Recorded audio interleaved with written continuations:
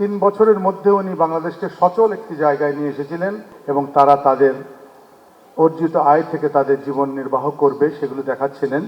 যার প্রথম স্বপ্ন দেখেছিল এদেশের প্রাণপুরুষ, স্বাধীনতার স্বপ্ননায়ক, জাতির পিতা মহানায়ক বঙ্গবন্ধু শেখ মুজিবুর রহমান। স্বাধীনতা পূর্ব এবং স্বাধীনতা পরবর্তীতে উনি চেয়েছিল এই বাংলাদেশটি একটি সাম্যের বাংলাদেশ হোক, কারণ এই ছোট্ট ভূখণ্ডে তখনই ছিল 7.5 কোটি, এখন তো আরও ডাবল হয়ে গেছে মানুষ।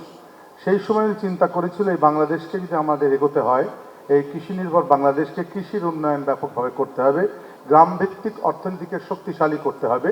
সেটি 3 বছরের মধ্যে উনি বাংলাদেশকে সচল একটি জায়গায় নিয়ে এসেছিলেন বঙ্গবন্ধু স্বাধীনতার পরে 75 সালের মধ্যে। কিন্তু দুর্ভাগ্য, সাম্রাজ্যবাদী আলবদর আলসাম রাজাকারদের কারণে বঙ্গবন্ধু তার সপরিবারে জীবন দিয়ে যাওয়ার পরে বাংলাদেশকে একদল শাসক এসে, স্বৈরাচারী শাসকরা এসে উল্টো রথে চড়িয়ে সাম্রাজ্যবাদীদের একটা খেলার ক্ষেত্রে পরিণত করেছিল বাংলাদেশকে।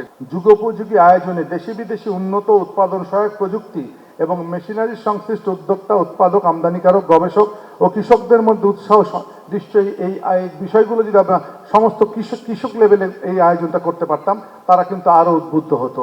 যদি এই আয়োজনগুলোকে আমরা একদম প্রান্তিক পর্যায়ে গিয়ে মানুষকে দেখাতে পারতাম তাহলে আরও, এবং এটা এত স্বল্প সময়ের জন্য নয়।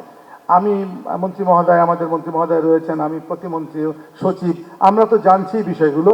এই আয়োজনগুলো একদম প্রান্তিক লেভেলের মানুষকে যদি এইরকম কিনোট স্পিকাররা গিয়ে গিয়ে বোঝাতে পারতো তাহলে এই ফলটা আরও ভালো হতো। আমি বিশ্বাস করি, আমি নিশ্চয়ই বলবো, আমার অর্গানাইজেশনকে, আরডিএকে বলবো, আপনারা একদম প্রান্তিক লেভেলে কৃষকদের নিয়ে কাজটি করবেন, যেন কৃষকরাও ডিরেক্টলি এর ইনভলভ হতে পারে। আধুনিক কৃষি প্রযুক্তির বাণিজ্যিক বাজার, এটা খুব বড় ব্যাপার। বাণিজ্যিক বাজার সম্প্রসারের পাশাপাশি এই মেলা জাতীয় অর্থনীতিতে গুরুত্বপূর্ণ ভূমিকা রাখবে, এটা আমি অবশ্যই বিশ্বাস করি। আজকের এই আয়োজনে যারা অক্লান্ত পরিশ্রম করেছেন এবং সহযোগিতা করেছেন তাদেরকে সকলকে ধন্যবাদ দিচ্ছি। আমাদেরকে দাওয়াত করেছেন, আমরাও কিছু শিক্ষা নিয়ে গেলাম, অনেকগুলো এখানে লিটারেচার আছে, সেগুলো দেখে আমরাও শিখতে পারবো। সকলকে ধন্যবাদ জানাচ্ছি, আয়োজনের সফলতা কামনা করি।